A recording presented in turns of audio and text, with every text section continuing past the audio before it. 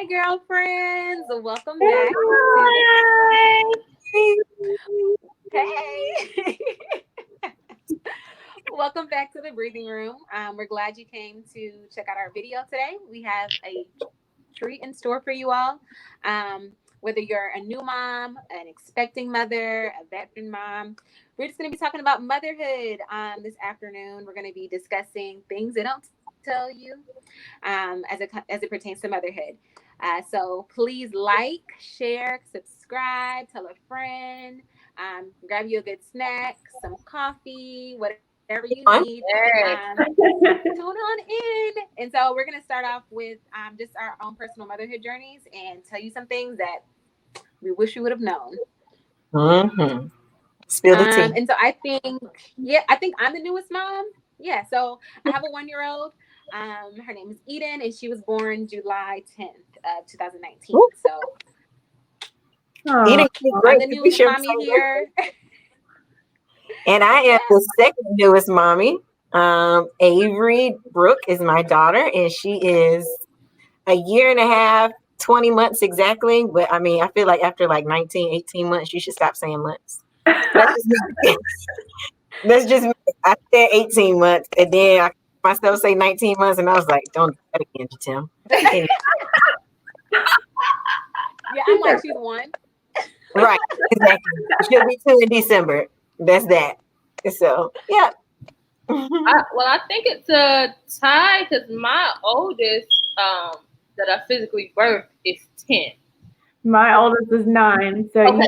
okay, there you I go. will be a vet, mom. Oh, I'm thinking with the veteran mama. Yes. I have, of course, my bonus son is 11, but my biological first son is 10. I have a 3-year-old and a 2-year-old. Wow. Mostly boys, one diva girl. Wow. Right, come on, Diva Grace. Yes. Princess So girl. I have a 9-year-old Honor. Have her very young. I was 17 when I gave birth to her. I've learned a lot, and now I have a 6-month, almost 7 months. She'll be 7 months old next week. Genesis, and it's like being a mama, a new mom all over again with her. Yeah. So I'm right there with y'all. Snapdragon. Check her out. Mommy's in the house. Or really, I think the veteran mama is Ash. She's not with us today. Yeah, I know. Her Yes. first baby just That graduated is from high right. school to go to college, Yeah, which That's is the right. MVP mom. Come on. right. Veteran on the way to you. Yes. Shout out to Ashley MVP. We love you, Ashley.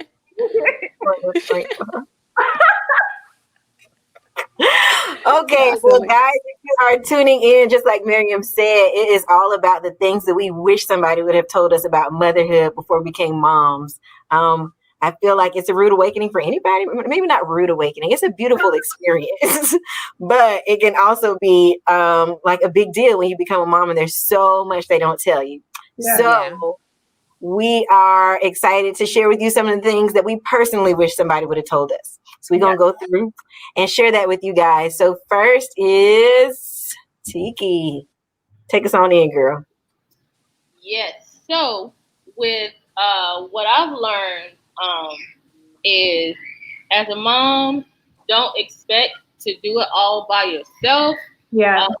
If you have a support system, you know, it says it takes a village to raise a child, and it's very true because as a mom, we try to be super moms, we try to be superheroes, we try to be everything that our children can be at every moment in their lives, and we will be drained. So my advice, or something I wish somebody would have told me, was, it's okay to lean on your support system. It's okay to, if someone wants to take the baby for a couple hours for an overnight trip, it's okay to let them do that because they are seeing that you could potentially be tired and you need a break. So they want to still be able to help you in any way. So it's okay to tap into your village, and you don't have to be a super mom. And I learned that, I think, after grade.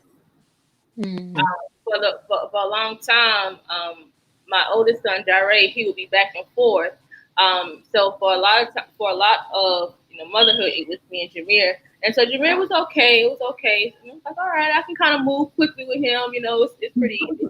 But then, like you said, Savannah, having a kid after so many years, it's like a new mom all over again. And so it's like once Grace came in, I was like, I need somebody. I need somebody. So when my godmother, my mom, my mother-in-law would be like, hey, you want us to help you? And at first I was like, no, but then I realized it's okay. And so once I tapped in, baby, get these kids. Right. It's so funny that I think a lot of it has to do with like mom guilt, like you feel guilty for like handing your kids off to somebody else. I know I struggle with that because I work Monday through Friday. So then on the weekends, it's like I feel guilty if I get a babysitter because I've been away from them, So I think we have to get past that too. Like it's okay to have me time. It's okay to like use your village, like tap into, like you said. It's okay. I think it's so important because mommy burnout is so real, y'all. It is so real. And you can get stuck in pride and be like, no, I'm going to take care of my kids. I don't need a break. But like, a break. Just this morning, Avery's auntie called and was like, hey, can I get Avery for a few hours? Yes, you can. I was her And she was like, all right, well, I'm on the way. And she kept her. It was only like 5 hours or something like that. And she took her to the park and played with her just to spend some time with her. But y'all, like, you just need that break sometimes. And it's okay. I think, like Savannah said, just getting past the guilt of it. Like, it's okay to take a break because you need it. Yeah. For sure. Yeah. So, yes, that's a good one, Tiki. Also, real quick, I'm going to say this and I'm going to jump out. But also, I know I do have friends who live in the Atlanta area and they're away from all of their family. So they have like nobody. And when they need those moments, it's so hard for them. I cannot imagine living away from my parents and just the village that we've created because of it was super hard for me. I think because being a first time mom, I had like a lot of anxiety around leaving Eden with like other people. And so like my mom, I would call her and be like, Mom, can you come visit? Like, I need you to help with Eden. But like, it is so important. And as she gets older, I'm starting to be more like, oh yeah, go play, like, or hang out with other people. But yeah, it's definitely like being away from your family. You have to like get past that anxiety and learn to trust other people to help you too, because you need it. You really do need it. Yeah, it's so important. Well, let's take us, Miriam, as you was talking, right into our next part. Mind your own motherhood. I like this. Being a new mom or just a mom in general, you get a lot of advice, some of which is unsolicited. And some of you should listen and, filter through what you should hear and what you shouldn't. But I think the biggest thing is understanding that your mother instincts will come in if you allow them to come in. And so sometimes you have to say, okay, that may have worked for you, or that may have even worked with raising me, mom, or your in-laws or grandmothers, your aunties. That may have worked when it came to raising me, but I don't want to do this for my child. And so minding your own motherhood is figuring out what works for you and your child. Just like everybody's different, every child is different. I know you guys can probably, the better moms or the MVP moms can know that like different children are different. And so you do different things for different kids. But yeah, just how everybody's different. Every child is different. Every motherhood is different. Some mothers co-sleep and that's okay. Some mothers breastfeed and that's okay. So just minding your own motherhood, knowing what's best for you and doing that and being confident in it, as long as your child is safe, as long as you're good, doing what's best for you, your mental health, your emotional health. It helps because when you have all this unsolicited advice, sometimes you don't know what to do. You're like, okay, what do I do next? You're overwhelmed, right? And so when you allow those instincts to come in, they become more natural. You're like, oh, I got this. Exactly. The other day, my husband's friends came over, and they have a new baby, like brand new, like only a month old. And I caught myself, y'all. I felt so bad because I caught myself like trying to give this girl advice, but then I had to step back and be like, wait a minute. I remember how it was when I had a baby that that age, and it's like some of your natural instincts, they come in and you know how to take care of this baby, and then Yeah. all these people just come in and they're like, don't do this, do that, I would suggest doing that, this and that. And I had to catch myself because I totally was like giving her unsolicited advice, and I Yeah. had to apologize, like, I'm sorry, but it's almost like second nature to just want to share, Right. with other moms. But you do have to step back and be like, wait a minute, they may Yeah. not want to know. Yeah. They may Yeah. not want advice. I know I've taken on, to make sure I'm not giving that unsolicited advice. I take on the approach of asking the mom how the mom is. How Mhm. are you? Yeah. If they begin to open up to me, and then that's when I'll kind of talk. But I tell them, at the end of the day, you must do what's comfortable for you. I always leave with that. When it comes to labor and Yeah. delivery, when it comes to any of that, I'll tell them my experience. But I'll always end with, hey, my experience is my experience. Right. And I don't want to force my experience on you. But Right. I'm here to talk. If you need to talk through some things, we can talk through it. But at the end of the day, it's up to you. I always try to make sure that I'm leading with that, because like everybody, instincts are different.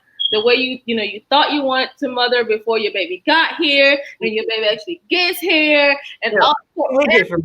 it's all levels to it. So it's like I try to make sure I'm leading with, "Hey, mom, how are you? Right. How are Right. you feeling?" That's And that helps me from just blabbing off. Oh well, you got these kind of whatevers. You might want to try this. It really helps. Right. Yeah. I think for me, I don't mind the advice when it comes from a place of when it comes from a place of you not trying to tell me that what I'm doing is wrong. right. So Mhm. like if somebody's just giving me advice, like I've had people just randomly give me advice and it's helped. Like it's been something that Yeah. like, man, I didn't think about that and that was helpful.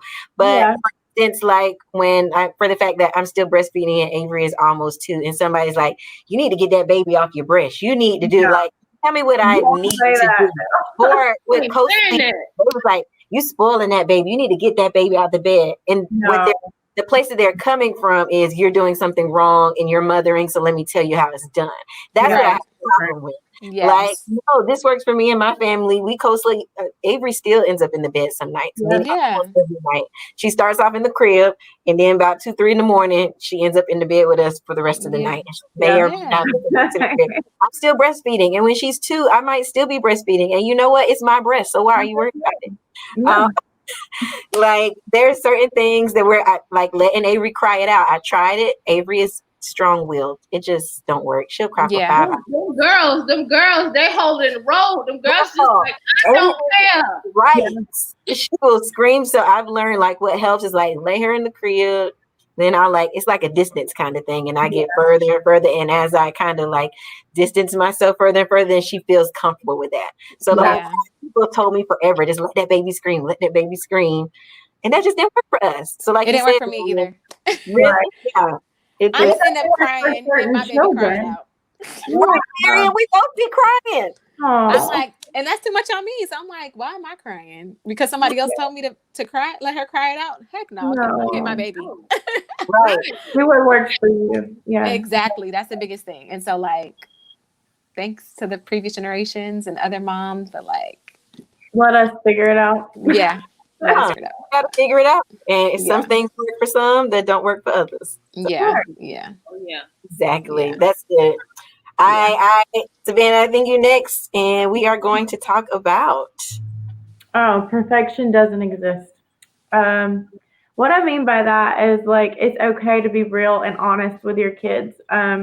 You, Jatim, and Miriam, y'all will learn this later as your daughters grow that it's okay to be real with them. Like I had honor when I was 17, and even though y'all may not have had them, at 17, you're still gonna find that you're gonna do things, you're gonna say things, you're gonna lose your cool, you're gonna be angry, you're gonna regret some of the things that you do, but it's okay at the same time because perfection doesn't exist. And all you have to do is take that and like learn from it and let your children learn from it. Mm-hmm. I apologize often to my children.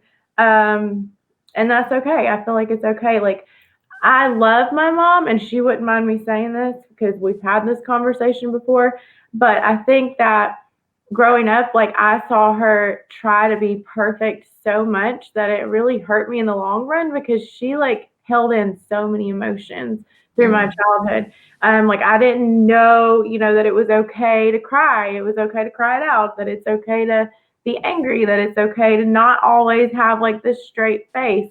And that's what I mean by like perfection doesn't exist. That it's okay for your kids to see you in raw moments. It's okay for your kids to see you as a human. They need to see you learn. They need to see you grow. Honor has seen me grow tremendously since I was 17. And I think that our relationship has gotten stronger from that. And like Genesis will see a different side of it. She may not see all the things that Honor saw, but there are times that even with Genesis being 6 months old, she's getting into stuff that I might be like, no, or like stop. And then I have to come back later and say, I'm sorry, baby. I didn't mean to like raise my voice at you.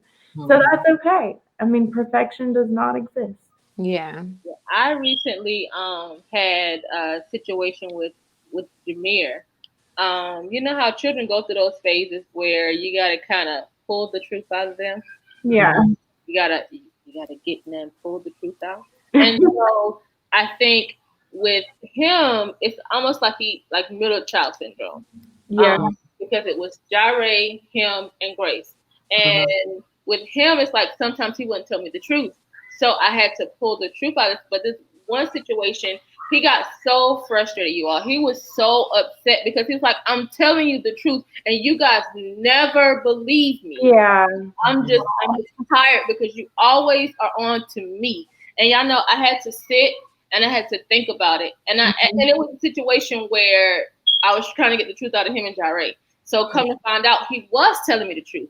And y'all, I had to sit and I had to think about it. And I said, well, because my goal with them is to, if I'm feeling angry, I'm going to express to them like, y'all, I am angry right now. I'm angry at this moment. Because I want them to learn how to express their emotions and not hold it in. Not bottle it. And so I had to really check myself. I was like, you know what? In this moment, I have to apologize to him. Yeah. And I did. I told him, I said, you know what, son, I apologize for making you feel like we're always coming down on you. I said, but and at the same time, I want you to try to practice to be honest with me the first time. Because your track record is there's no honesty there. And I have to dig the truth out of you. I said, so I will do better without, with coming down on you so much. But in return, I need you, if I'm asking you to be honest with me the first time, be honest. And it's just like I tried to practice that. It was so funny because I was getting on to him about something. And I said, y'all are making me angry right now. So I had a situation with Grace in the car. And I said, oh my God, Grace. She told her daddy, Mommy is angry. That's okay. But she recognized that emotion. I was like, were you mad in the car? And I was like, I said, no, I wasn't mad in the car. But at that moment when she spilled something, I was like, oh my God, Grace. And I said, I said, so she learned that emotion from this past week because I told the older boys that. And it was just like, yeah, Mommy's angry. Yeah. And I think that's the point too, like that it will create trust. I think that, like, I want to create an environment for my girls like where they can come to me like for anything, even if it's not such and perfection doesn't exist for them either. You know what I mean? Right. That's good. Yeah. Yep. So that's why I want to be real with them so that they will see, look, Mama's not perfect either. So if I make a mistake in the future, I can come to her too. And that's really good. That's what I'm trying to create is an environment of trust.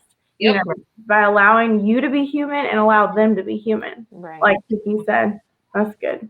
That open communication there. Yeah, that's good. Yeah. I heard a story one time. I think I heard it from John, that he was telling me that there was this married couple and they were very big on never arguing in front of their kids. So they always tried to be like the perfect couple and always get along and never argue in front of their kids. And the daughter, as she grew up, she said that wasn't good for her because she never knew how to problem solve. When she had a disagreement with somebody, she never knew how to work it out because she always saw perfection from her parents. So when she got married, she was just like, how do we work through this? Because I've never seen my parents work through something because they've always tried to put on this mask of perfection. When really we're teaching our children when they see these imperfections and they see us work through them and talk it out and stuff like that. So that always stuck with me. Like, while I want Avery and my kids to only see good, they need to see the bad too, because it teaches them from what they see. That's how I used to be. And then, it was one situation where we kind of got, it was a heated discussion in front of the kids, and y'all, that mommy guilt crept back on in. Back on in, it was like, you know what? I had to check myself. Like, okay, well, with me and their dad showing that emotion, showing, okay, well, we can disagree, but then we can come back and, together. And sometimes it's still hard with my husband. It's still kind of hard for me to express fully that emotion. But if it's anytime in front of them, we try to make peace. So you can see that it's all right. You got those emotions. Right. Yeah, that's good. That's really good. And I'm going to bring us to our last point. It ties on in. It does tie on in. Motherhood is no fairy tale. So so basically me and my husband, me and John, took a long time to have a kid. And I just always thought, I don't know, I guess it's just ignorance. I guess you just don't find out till you become a mom, all the work that it takes to be a mom. But I feel like society romanticizes motherhood. And they make it seem like, oh my gosh, you have this baby and you're so in love with this baby, and it just makes everything right in the world because this baby loves you and you love this baby, and it's just going to be great. You're never going to have any issues. And then I became a mama, and it was really, really hard. Just, of course, the exhaustion. Your body's never been through this kind of exhaustion before. And then just like missing your old life. I miss my old life a lot because things completely change and shift when you have a baby. You can't do the things that you used to do and just at the drop of a dime go out and go do this and go do that. And then just the emotions and things that came with it. And I struggled with postpartum, and then just all the things they don't talk about. I struggle with breastfeeding, like all these new mommy things, and just recovering from delivery.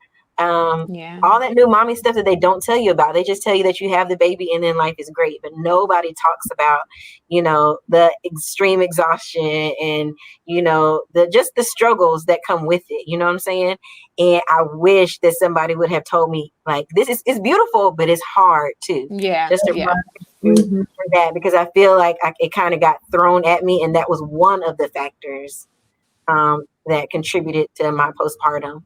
And I don't think, and there's just not a community that talks about that. And it's like, hey, mom, all new moms, and just supporting that new mom. So that fourth trimester, first of all, is already hard just because your hormones and your emotions and everything kind of trying to balance out again from not being pregnant anymore. It was just tough. Like and I've heard lots of new moms come and say, like, man, nobody told me it was going to be like this. I love my baby. And I think that's what I said in a support group one time. I love my baby, but I don't always love motherhood. And to say that is a hard thing, but it's the truth. And I think at a certain point, we just have to embrace our truth. And it doesn't make you a bad mom that you feel that way. It doesn't, it's not going to hurt your children forever. You know what I'm saying? It's just that the reality in a moment. You love your baby, but sometimes you just don't like motherhood because it's a lot. Motherhood is a whole lot. And it can just be tough. So it's a huge sacrifice. And And you think like becoming married is being selfless, having a baby. I don't know. That's why self-care is so important, because I don't get to think about myself very often as a mama. And how often do we hear that from mamas everywhere? Like, that's why self-care is such a big thing. So it's hard. I think like you were saying, motherhood isn't a fairy tale. And I think as we learn from each other, I think it's, instead of giving your you shouldn't do this advice, I think replacing that with, I just want you to be mindful of the fourth trimester blues. That's what we're gonna call it, the fourth trimester blues. And not necessarily giving your advice, actually, you should do this, this, this, and this. But it's like, okay, well, it's okay if, you don't get breastfeeding that first time baby tries to latch. It's okay if, you get out of the hospital because you got, well, now the nurses don't really help you. But when you get home and you feel like you're lost, it's okay to be lost. It's okay. It's okay for you to take it, one moment. Sorry, guys. That's my It's okay. one moment at a time, take a breath, So I think instead of giving that unsolicited, that unwanted advice, lean into those most important factors, because it's definitely needed, and I think it helps moms, whether you had kids before or you knew mom, I really think it's super, super, super important. Right. Because bring back the friends and family who come over and just be like, just go to sleep for 5 hours while I watch the baby. Bring them back to just be like, you ain't got to cook dinner this week. I got it. Like, I'm going to bring dinner. Bring back the friends and family that do all, you know what I'm saying?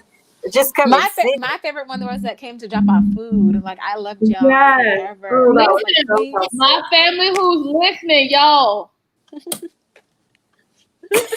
Y'all. Bring over some food. I loved it. Yes. I was like, I don't really need you to watch the baby, but bring me some food. Mary said, you ain't got to watch the baby. Just bring me food. Girl, I needed sleep at that time too. So if somebody could, and then, or just somebody just come and listen to me vent, because I cried every day for the first 11 weeks after Avery was born. I cried every single day. And like, I just needed somebody who was like a mom and understood how I was feeling and wasn't going to shame me for it. Because I felt really shameful for feeling the way that I felt. And sometimes you just need somebody to listen, and they ain't gonna give you no advice. They just like, girl, I'm here. Like, cry. It's okay for you to cry, girl. Just cry, and I'm right here, and just feel supported. You know what I'm saying? Yeah. So that new mom life, okay. But I don't know, Savannah and Tiki, you can tell me. I have friends who often say it's also a whole new experience with each child. It's not just the first time you become a mom that you struggle. Like after every child, it's a whole new experience. I can say, that you kind of, I guess we have motherly instincts, so they kick in a little quicker, I guess, with the second child, or a little bit. That too. But it's still totally different. I mean, like Honor's babyhood was totally different than Genesis. Like, one child may sleep great at night, one child may not. One child may eat good, one child may not. Like it's still going to vary so greatly. But you're just you just have to roll with it. That's my best advice. Just roll with the punches, because it's going to be different every time. Yeah. But it's great. It's a big, beautiful mess every time. Right way to put it. A big, beautiful mess. Yep. Yeah. I would say the same thing. I know with the difference between Grace and Jameer, Jameer was more, he was excited. So y'all, he would come home. It was the sweetest thing. He would come home and, Mommy, can I get my baby sister?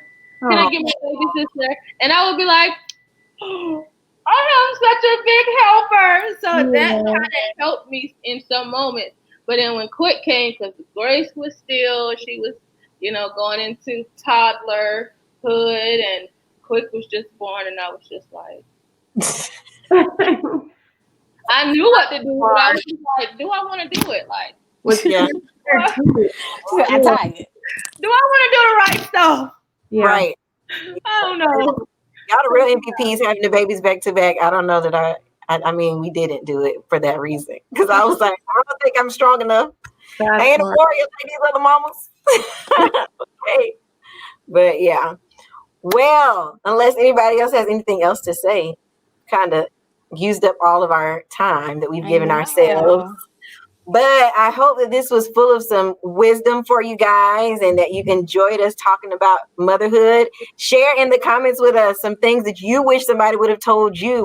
Because we all struggle with different things, and wish that somebody would have given us some advice here or there. So please share with us in the comments what is something that you believe would have been great and beneficial for you had somebody shared it with you before you became a mom.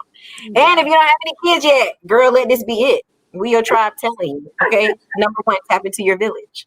Number two, mind your own motherhood, but when other people try to give you advice, girl, you just do what you got to do what's best for you and your baby. Okay. Yes. Number 3, perfection does not exist. We ain't got no perfect mamas. We just got real mamas, and your kids need to see a real mama. Okay. Yeah. Yes. And motherhood is not a fairy tale. It's hard work. While it's beautiful, it's hard work. But the great thing is that God has graced us in this beautiful role called being a mama. And you are strong, mama. Yes. Okay. So we see Yeah. you. Okay. So we are so super excited that you joined us. So please share this video, subscribe to our channel. So ring the little bell so that you can subscribe. And who wants to tell them where they can find us? Anybody? 1, 2, 3, go. Sure. Okay. You can find us on Facebook at The Breathing Room, Instagram, Girl Breathe, YouTube at The Breathing Room. It's easy if you go to our Instagram, and the link is in our bio to subscribe to our channel. Tune in every Wednesday for a new episode. And personally, I just want to shout out to my village. I thank you, ladies. Thank you, mama. Yes. Thank you, mother-in-law. Thank you. I love y'all. Yes, I love it. Shout out to the village, y'all. Yes, All right. shout out to the villages. All right. Well, catch us next week for another episode of The Breathing Room. We are so glad that you have joined us, and we will see you next week. Bye.